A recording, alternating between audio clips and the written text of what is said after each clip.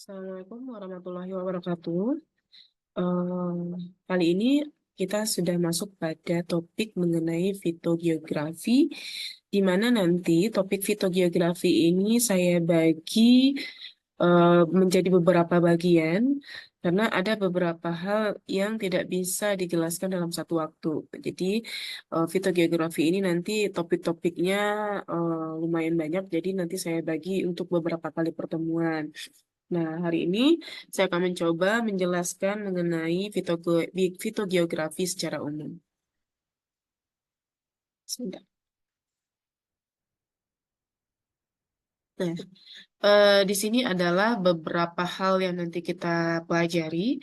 Pertama, tentu kita akan mengenal dulu apa yang dikatakan mengenai fitogeografi. Nanti kita juga akan belajar mengenai eh, penamaan areal, ya. Nanti ada semacam rumus, bukan rumus ya, beberapa kode, di mana kode tersebut bisa mencerminkan mengenai distribusi suatu spesies. Lalu nanti kita akan belajar mengenai distribusi dan dispersal. Lalu next kita nanti akan mencoba melihat bagaimana kita mencoba mengelompokkan kriteria center of origin. Lalu nanti kita akan fokus membahas mengenai pemencaran oleh angin yang biasa kita kenal dengan anemokori, lalu pemancaran oleh air yang dikenal dengan hidrokori, lalu pemancaran oleh hewan yang dikenal dengan zoidiokori, ada juga yang mengatakan zookori, lalu nanti kita akan mencoba membahas mengenai atelekori, polinasi, dan beberapa bentuk interaksi lain. Nah, kita masuk terkait dengan biogeografi, ya. Saya sudah sempat menjelaskan pada teman-teman bahwasanya kalau kita bicara mengenai biogeografi, maka ada dua hal yang nanti kita akan lihat secara biologisnya dan secara geografi, ya, grafisnya seperti apa. Jadi sebenarnya secara sederhana, biogeografi itu mempelajari mengenai distribusi organisme. Dan kalau mungkin kita bisa merumuskan, biogeografi itu semacam bidang ilmu yang mempelajari dan menjelaskan distribusi organisme baik itu hewan maupun tumbuhan di seluruh permukaan bumi, ya. Dan kita tahu bahwasanya di dunia ini juga diketahui ada 6 pengelompokan daerah biogeografi untuk hewan, beserta masing-masing daerah yang memiliki perbedaan dan keseragaman tertentu di dalam kelompoknya. Dan itu nanti kita akan coba bahas per ibaratnya saya pernah mengatakan kingdom penyebarannya yang nanti akan di split menjadi beberapa subkingdom. Lalu kawasan biogeografi ini terdiri dari biogeografi Sunda atau yang dikenal dengan Oriental atau Sahul, Oriental, lalu Sahul yaitu Australia, dan next adalah Walase ya, Walase. Oke. Nah, sebenarnya kalau membahas ini saya akan mengulas sedikit ya teman-teman terkait dengan kawasan biogeografi ini. Karena sebenarnya kalau kita membahas mengenai biogeografi itu merupakan suatu peristilahan biologi yang cenderung berhubungan dengan pola distribusi flora dan fauna dalam skala waktu dan ruang. Dan kita Indonesia ini kan berdasarkan distribusi flora dan faunanya, itu memiliki beberapa kawasan biogeografi, teman-teman. Di antaranya yang di sini saya sebutkan ada biogeografi Sunda atau yang dikenal dengan Oriental, biogeografi Sahul yang dikenal dengan Australia, dan ada dengan biogeografi Walase, ya.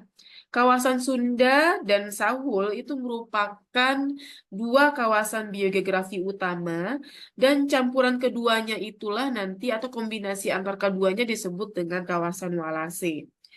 Kawasan biogeografi Oriental tuh memiliki biota yang berasal dari dan berafiliasi dengan kawasan Sunda, teman-teman. Adapun kawasan Indonesia yang termasuk dalam biogeografi eh, apa namanya Asia ya, yang Oriental tadi ya seperti Jawa, Kalimantan, Sumatera yang seringkali kita sebut dengan kawasan Sunda. Sedangkan kalau biogeografi Australia meliputi Kepulauan Aru ya, kalau tidak salah. Kepulauan Aru dan Papua itu termasuk kawasan Sahul. Di antara kedua biogeografi besar tadi, yaitu Sunda dan Australia, terdapat kawasan yang memiliki biota yang merupakan campuran atau kombinasi di antara keduanya, sehingga menjadi karakter tersendiri yang disebut dengan biogeografi Walase, yang meliputi wilayahnya itu Sulawesi ya, teman-teman, Sulawesi, Maluku, dan Nusa Tenggara. Nah, berdasarkan atau menurut John dan Kathy McKinnon tahun 86, itu dia telah mengidentifikasi 7 unit biogeografi utama di seluruh Indonesia, yakni Sumatera, Jawa, Bali, Kalimantan, Sulawesi, Sunda Kecil, Maluku, dan Irian.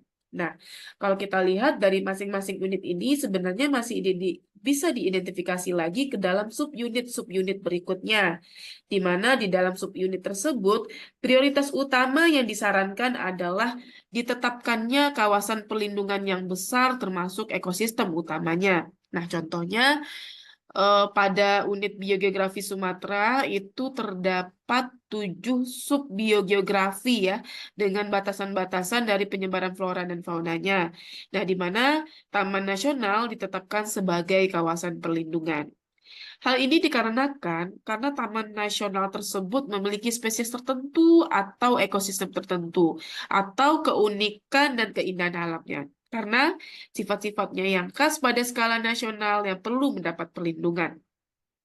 Lalu di dalam pengelolaannya, kawasan tersebut dibagi dalam 3 zona, teman-teman. Ada zona inti yang dikelola secara ketat, ada zona rimba dengan pengelolaan dan penyediaan sarana sekedarnya, dan ada zona pemanfaatan intensif. Nah, 3 zona itu nanti teman-teman temukan pada Taman Nasional. Dan sampai saat ini Indonesia tetap mengacu pada pembagian biogeografi yang terdiri atas kawasan Sunda, Sahul, dan Walase. Nah, eh, terkait dengan biogeografi, saya sudah katakan bahwasanya itu akan terkait dengan penyebaran hewan dan tumbuhan ya, penyebaran hewan dan tumbuhan, dan nanti akan terkait dengan bagaimana penyebaran hewan dan tersebut sejarahnya, dan bagaimana apakah ada hubungan kekerabatan atau tidak. Maka nanti itu kita akan bahas pada evolusi, dan semua pembahasan secara kompleks dan komprehensif itu akan bisa menerangkan mengenai bagaimana peristiwa evolusi di bumi. Seperti ekologi ya, termasuk itu perilaku, sejarah, dan geografi sebenarnya itu menentukan persebaran makhluk hidup. Nah, kebanyakan perbesaran spesies itu dihasilkan dari kombinasi antar semua faktor tersebut. Tapi, para ahli geografi hewan tumbuhan itu cenderung mengkhususkan dirinya pada aspek-aspek ekologis, teman-teman. Atau yang dikenal dengan istilahnya itu ecological biogeografi, atau aspek historis atau historical biogeografi. Nah, biasanya ahli geografi hewan tumbuhan ekologis itu sebenarnya dia cenderung tertarik pada pengaruh faktor-faktor lingkungan dalam memaksa atau mendesak wilayah spesies dan perannya terhadap perubahan lingkungan dalam menciptakan perbedaan atau rentang spesies. Dan sebagian ahli geografi hewan tumbuhan historis itu tertarik untuk mencari asal-muasal dan jalan atau rute penyebaran bermacam kelompok makhluk hidup. Yang lain lebih berminat untuk menafsirkan sejarah geografi hewan tumbuhan melalui peristiwa istilahnya itu vicariance ya teman-teman, pergeseran dan pemisahan. Nah itu, dan itulah nanti semua kaitan di antara pembahasan tadi antar satu dengan yang lain itu akan membentuk suatu informasi yang lengkap dan komprehensif, sehingga secara tidak langsung biogeografi itu menjelaskan bagaimana peristiwa evolusi di bumi. Nah, sekilas saya ingin menjelaskan sejarah pembentukan pulau-pulau di Indonesia. Nah, permukaan bumi kita itu kan sebenarnya memiliki sifat dinamis ya teman-teman, dan tentu itu telah berlangsung sekitar jutaan tahun serta selalu mengalami perubahan. Dan faktor penyebab perubahan tersebut adalah karena pergerakan pergerakan lempeng bumi atau benua, atau yang kemarin saya pernah singgung mengenai plate tektonik yang berlangsung sangat lambat. Nah, pergerakan tersebut mengakibatkan gunung meletus dan gempa bumi, yang dapat berdampak tidak saja terhadap kepunaan makhluk hidup, tetapi juga terjadinya spesies atau makhluk hidup baru. Nah, meletusnya gunung api juga menyebabkan habitat menjadi rusak, bahkan musnah, teman-teman. Nah, populasi makhluk hidup juga berkurang, bahkan bisa mencapai yang namanya kepunahan. Namun di sisi lain, letusan gunung api malah mengeluarkan material baru yang dapat menjadi media untuk timbulnya spesies baru. Sedangkan peristiwa gempa bumi dapat mengakibatkan terpisah dan terisolasinya populasi suatu spesies. Dan di dunia terdapat kurang lebih 20 buah lempeng bumi, kalau tidak salah ya, nanti silakan nanti teman-teman searching. Dan Indonesia itu merupakan bagian dari lempeng Eurasia. Nah, ini pernah saya terangkan ya di pertemuan pertama, di mana di lempeng Eurasia itu Indonesia ya selain Papua, dan lempeng Australia itu masuk pada Papua. Nah, jika terjadi gempa bumi dan gunung meletus di Indonesia, hal tersebut kemungkinan merupakan akibat terjadinya pergerakan lempeng Australia dan lempeng Eurasia yang saling bertabrakan. Nah, seperti yang baru-baru ini terjadi di Nusa Tenggara Barat waktu itu ya, tahun berapa lupa saya ya, tahun yang gempa ya.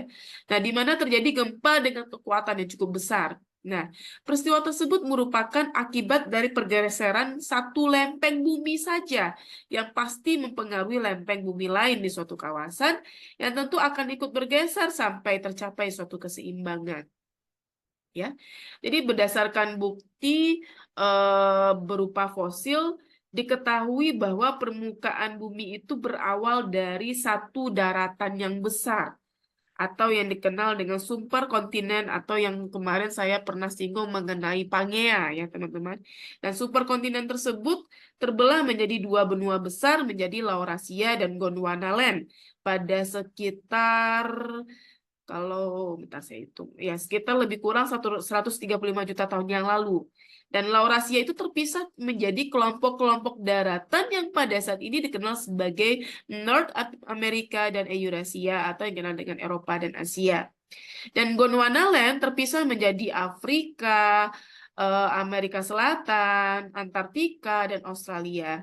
Para ilmuwan yakin bahwa benua Afrika dan Amerika Selatan itu pernah menyatu berdasarkan bukti-bukti yang ditemukan, antara lain adanya bentuk pantai timur Amerika Selatan dan pantai barat Afrika, dan ditemukannya fosil reptil laut Mesosaurus di Amerika Selatan dan Afrika Barat.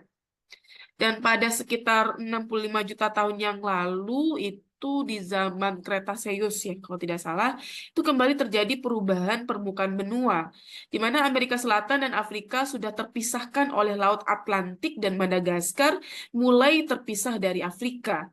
Lempengan semakin bergerak ke arah ekuator dan selama 65 juta tahun itu Madagaskar semakin terisolasi dan membuat endemisitasnya tinggi. Kontinen Laurasia mengalami pergerakan di mana fragmen Eurasia bergerak turun dan fragmen Eropa Utara dan Amerika Utara terpisah secara perlahan. Fragmen Eurasia selanjutnya menjadi Asia Timur dan Asia Tenggara, termasuk di dalamnya Indonesia bagian barat. Nah, itu sejarahnya ya. Anak benua India menabrak Asia dan terbentuklah pegunungan Himalaya yang menjadi barrier atau hambatan bagi fauna Asia tersebar ke India dan begitu sebaliknya. Ya. Tahap berikutnya, Australia itu terpisah dari Antartika dan bergerak menuju utara, sehingga hewan dan tumbuhan di daratan tersebut mengalami evolusi. Selanjutnya, beberapa fragmen terpisah dari Australia bagian utara menjadi Papua dan beberapa kepulauan Indonesia Timur, sehingga vegetasi dan jenis hewan yang terdapat di kedua tempat tersebut memiliki kemiripan yang sangat signifikan. Nah, kalau kita tadi membahas Pangea itu sebenarnya merupakan superkontinen yang terdiri atas semua masa benua ya, yang saat ini muncul sekitar 350 juta tahun yang lalu. Dan superkontinen itu secara progresif terus bergerak dan terpisah-pisah. Pergerakan lempeng bumi berdampak terhadap proses evolusi dan kehidupan di permukaan bumi, terutama pada letak suatu daratan atau benua, juga sangat mempengaruhi iklim dan jenis flora dan fauna yang dapat hidup di dalamnya. Pergerakan benua juga menjadi sarana bagi makhluk hidup untuk berpindah dan beradaptasi dengan lingkungan yang baru, sehingga terbentuk spesies baru melalui proses yang dikatakan seleksi alam, ya. Pada saat benua-benua tersebut bergabung, populasi menyebar ke arah area yang baru dan beradaptasi dengan kondisi setempat. Nah, pada saat benua-benua tersebut terpisah, suatu populasi makhluk hidup harus beradaptasi dengan lingkungan baru yang terbentuk atau menjadi punah. Indonesia memiliki sejarah biogeografi yang cukup rumit karena terdiri atas kepulauan yang tidak berasal dari satu benua, melainkan terdiri atas dua benua. Apa saja itu benua atau paparan Sunda dan Sahul. Di wilayah Indonesia Barat, pulau-pulaunya merupakan bagian dari paparan Sunda atau Laurasia, sedangkan wilayah Indonesia Timur menjadi bagian dari paparan Sahul atau Gondwana. Pulau Sulawesi yang berada di antara kedua paparan tersebut sama sekali tidak memiliki kemiripan jenis flora dan fauna dengan pulau-pulau di sebelah timur maupun baratnya. Demikian juga kalau kita lihat dengan Bali dan Lombok, karena keragaman hati yang tinggi dan kekasan di wilayah Indonesia antara lain disebabkan oleh latar belakang iklim, sejarah geologi, ya, unit biogeografi, proses spesiasi, bentuk pulau, dan jumlah ekosistem. Nah, pulau di Indonesia itu bervariasi dari yang sempit maupun luas, dari dataran rendah sampai berbukit, hingga pegunungan sehingga mampu menunjang kehidupan flora, fauna, dan mikroorganisme yang beraneka ragam. Sejarah geologi juga mengakibatkan terbentuknya lebih banyak unit biogeografi di Indonesia. Jumlah spesies yang terdapat pada suatu pulau ditentukan oleh luas pulau, dan inilah yang disebut dengan teori biogeografi pulau. Nah, di dalam bidang fitogeografi kita akan belajar mengenai ilmu areal atau korologi atau kalau kita pisah itu korein dan logos. Artinya ilmu yang mempelajari tentang areal. Dan biasanya di sana include membahas mengenai daerah agihan atau distribusi suatu organisme. Lalu ada juga dengan istilah resultan agihan itu sama hal dengan areal. Dan juga ada juga kalau misalnya kita mempelajari mengenai biogeografi ini, katanya melibatkan ilmu vegetasi atau sama dengan sosiologi tumbuhan atau geobotani zoenologi. Dan di sana ilmu tersebut membicarakan bagaimana komunitas tumbuhan penutup atau vegetasi. Dan ada juga istilah geobotani ekologis itu disebut dengan ekologi tumbuhan karena memang kalau kita lihat konsep-konsep yang dipelajari di dalam geobotani ekologis itu erat kaitannya dengan ekologi tumbuhan. Lalu nanti di bidang fitogeografi kita akan membahas mengenai sejarah flora dan sejarah vegetasi. Dan ini adalah beberapa sebentar ya. Beberapa deskripsi ya, deskripsi areal di mana dibedakan antas ekspansi, kontinuitas, hubungan dengan area lain, posisi dalam ruang, serta kepadatan. Dan kalau kita membahas ekspansi, ada yang dikenal dengan endemik atau ada yang dikenal dengan kosmopolit. Nah, kalau endemik berarti adanya kekasan suatu organisme di dalam satu kawasan. Sedangkan kosmopolit itu bisa kita temukan dimanapun dia berada. Jadi kalau kita lihat dari pola sebarannya, jadi sebaran kosmopolit adalah sebarannya luas, sedangkan spesies endemik adalah sebarannya terbatas di wilayah atau lokasi tertentu. Contohnya apa? Contohnya dalam gambar ini adalah pohon ginkgo. Sampai saat ini merupakan spesies endemik di wilayah kecil di Cina bagian timur. Aktivitas manusia menyebabkannya tersebar luas.